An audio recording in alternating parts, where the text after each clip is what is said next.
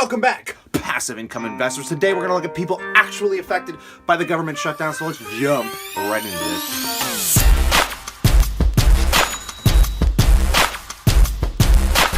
Hi, my name is Melissa. In a government federal family, we work for the Department of Justice. Honestly, I feel like they probably can't understand a lot of it, the little things that you don't even think about in your day-to-day life, how to provide your school lunches for your kids, and little things like that. Even things like toilet paper, stuff like that. I mean, you can't just go to the store and buy it when you're out. You have to stop and think, okay, well, if I run out of what I have, what do I do? Certain things, if my credit gets ruined because I can't pay my mortgage on time, or, I start defaulting on bills. It's a big deal because I've worked hard to get to where I'm at. I've worked hard to build up my credit to what it is. I've, never ever in my life defaulted on a bill once. And this is about to go all down the drain in a few days here. So, after you've listened to some of these stories, guys, especially this one lady, there's a lot of red flags that go up, especially if you're an investor. I'm going to try not to be too mean about this, but it's going to be a good learning lesson, especially for somebody new getting into finance, guys. If you don't watch somebody like Dave Ramsey, there's a guy that goes on a lot about not having debt, and if you want to get a mortgage or something, you can do something called manual underwriting, where you don't actually need a credit score. And this poor lady is living paycheck to paycheck, which 70+% of Americans are, and that is a mind-blowing realization, guys.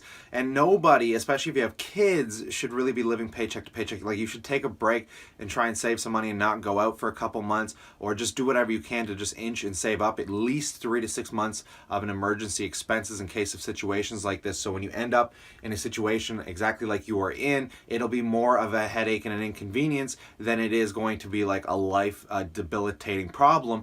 And again, when we're talking about like job security, there really is no such thing anymore, guys. You need to make sure you have multiple sources of income, at least 2 in my opinion, and that'll definitely cushion you from running into issues like this. Because if you look at all the major jobs, and again, if you work for the government, you think it'd be the safest job in the world, but apparently they can kind of fire you but make you work still at the same time without getting paid. It's a really weird circle going on right now, thanks to Trump, guys. But people are seriously being affected by this, and it's a huge problem, especially if you have kids. So if this happened to you, let me know in the comment section below. I'm curious to how you are dealing with it. But in all these situations, guys, and if there's anything I can teach you, don't have debt. These situations are always a lot worse when you have debt, because like this lady says, she's not going to be able to make payments. She's not going to have any money left over in the bank to even make a health payment. So if she ends up being in the hospital, they're not going to be able to pay it because the government shut down.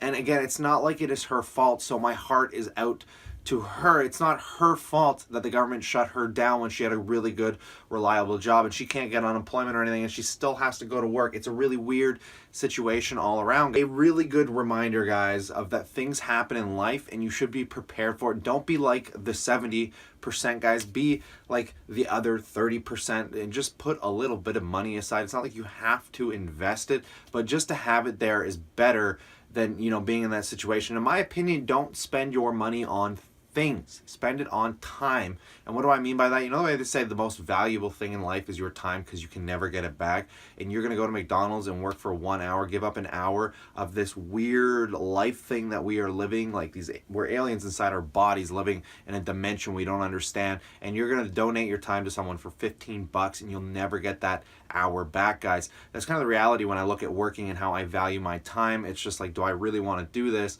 And when you're trying to value your time, guys, you're going to realize you'd rather have time than have things. So instead of buying a new watch or the newest phone or just something, save it in the bank and use it to buy yourself time in the future. So that way you don't need to be reliant on anybody but yourself, guys. So if someone fires you, if you get laid off or something horrible happens, it's not the biggest deal in the world. So buy time with your money, don't buy things. And you can also buy time through investments. If this lady found a way to save up, say $50,000 or $100,000 and invested it, she'd still be getting somewhat of an income to help cover the basic bills, guys, which is why I'm building out my passive income portfolio and doing this channel to document my own journey, guys, of me trying to build up enough money in the next decade to essentially be financially free by the time I'm 35 is my goal, and I'm going to try and do it through stocks, dividends, and a few other sources of passive income, guys. But let me know what you think in the comment section below. And again, I don't want to harp on this lady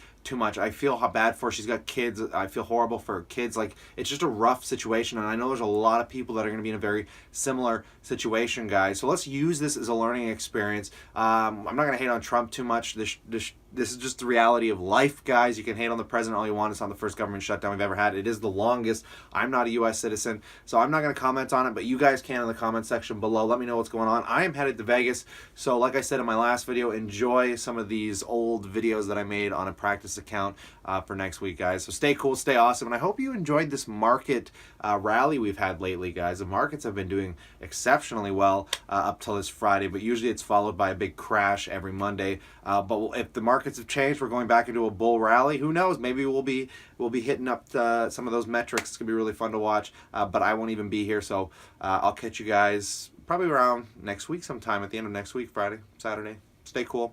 Talk to you soon, guys.